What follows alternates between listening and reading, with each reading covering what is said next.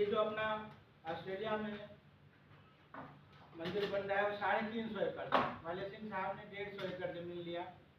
मैंने कहा सिंह साहब मुझे कम लगता है तो फिर अच्छा प्रयास करते हैं। फिर जैसे ही गए 1 महीने के भीतर फोन आया इनका 350 मतलब 335 एकड़ का एक प्लॉट मिल रहा है, बस अब ले लीजिए, अब आगे ज़्यादा लोग नहीं करना, अब इतना ही से शुरू करते हैं।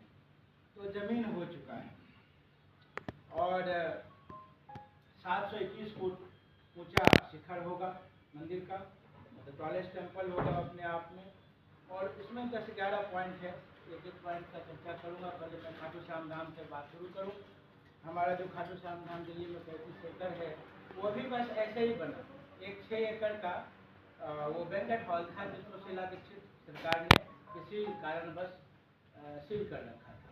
तो हमारे जो मैं दिल्ली में तो समझ लीजिए जो लाला जी बोलते हैं वहाँ वैश्य लोगों को, तो लाला जी लोगों का ही गुरु तो घनश्याम गुप्ता जी। हाँ, उसमें भगवान राम का भी बड़ा विशाल परिवार है। भगवान राम तो क्षत्रिय हैं थे ही, उसमें तो कोई शंका नहीं है। आगे जब आप राजस्थान जाएंगे, दिल्ली जाएंगे, तो जो अग्रसेन महाराज हैं वो भगवान राम के 39वें पीढ़ी में हुए।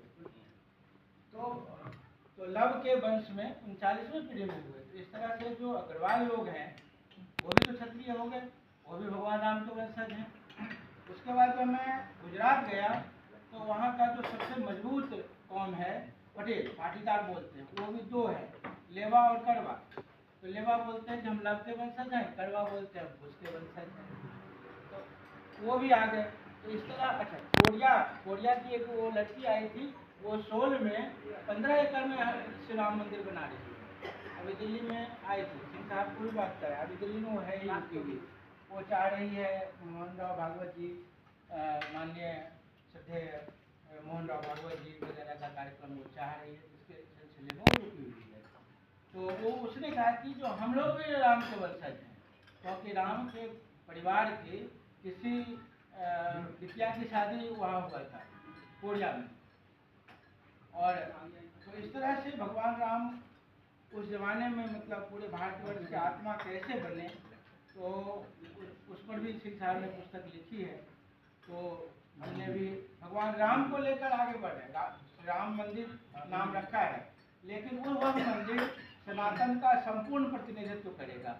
उसमें एक जैन मंदिर भी हम बनाएंगे, उसके लिए भी एक जैन साहब के लिए तैयार हो गए, आप जगह दे दो, जगह तो अभी की है।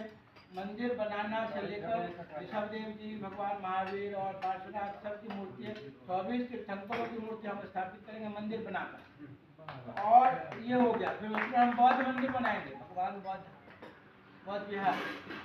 और गुरु गोविंद सिंह जी महाराज का भी एक गुरु गोविंद सिंह गुरुधाम बनाएंगे। गुरुद्वारा इसीलिए नहीं बोल रहा हूँ कि फिर वो सरदारों से वो हो जाता है खटपट वाली बात। शिरोमणि गुरुद्वारा प्रबंधक कमेटी है, ये है वो है, फिर वो सरदारों से कौन तलवारबाजी करे। तो हम गुरु गोविंद सिंह गुरुधाम, उसमें गुरु गोविंद सिंह ही रहेंगे, गुरु नानक देव ही रहेंगे, आत्मा बात तो वही है। तो चूँकि हमारे ट्रस्ट में कोई विवाद ना हो आगे चल करके, इसलिए पसंद करते हैं। तो यह हम सनातन की संपूर्णता को वहाँ अभिव्यक्त करेंगे। भगवान राम का मंदिर रहेगा, उसमें भगवान कृष्ण भी रहेंगे, भोलेनाथ। उसमें मंदिर जैसे घुसेंगे 5 द्वार होगा, गणेश द्वार, हनुमान द्वार। गणेश द्वार के पास गणेश जी की मूर्ति रहेगी, चावल मूर्ति। उसके बाद फिर हनुमान द्वार होगा, वहाँ हनुमान जी की मूर्ति रहेगी 108 फुट की। उसके बाद आगे 5 द्वार से बढ़ते हुए जाएंगे तो 25 एकड़ हमने सरोवर के लिए रखा है, श्री राम सागर सरोवर 25 एकड़ में होगा। उसके बीच में द्वीप बना होगा, उसमें 11 फुट का महाशिवलिंग होगा नर्मदेश्वर। हमारे श्याम धाम में भी 11 फुट का नर्मदा नदी से पत्थर कटवा कर तरसवा कर स्थापित कराया है श्याम धाम में। तो ऐसे वहाँ भी 11 फुट का महाशिवलिंग होगा। उसके ऊपर शिवाला, और शिवाला के ऊपर भगवान शिव 51 फुट के ध्यानस्थ मुद्रा में। ब्रिज से लोग जाएंगे, शिवाला में दर्शन करेंगे, फिर ब्रिज से उस पार जाएंगे, जाते ही श्री राम वाटिका में प्रवेश करेंगे, जिसका कि मैसूर का वृंदावन गार्डन का ही उसमें नकल किया जाएगा। वो श्री राम वाटिका उसका नाम होगा।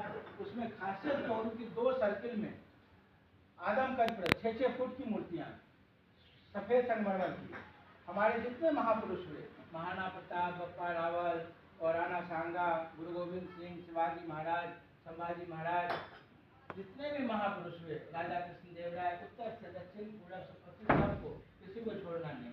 और राज राजेंद्र चोला, जिन्होंने कंबोडिया का मंदिर बनवाया, सबकी मूर्ति एक शक्ति।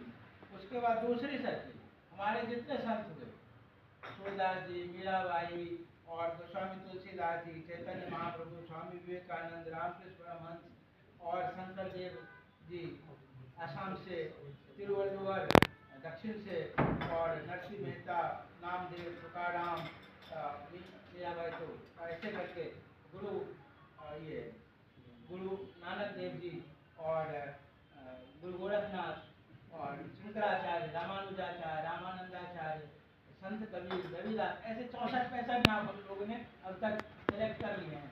वो संख्या और बढ़ेगी, घटेगी नहीं। भारतीय विवेकानंद बोली मतलब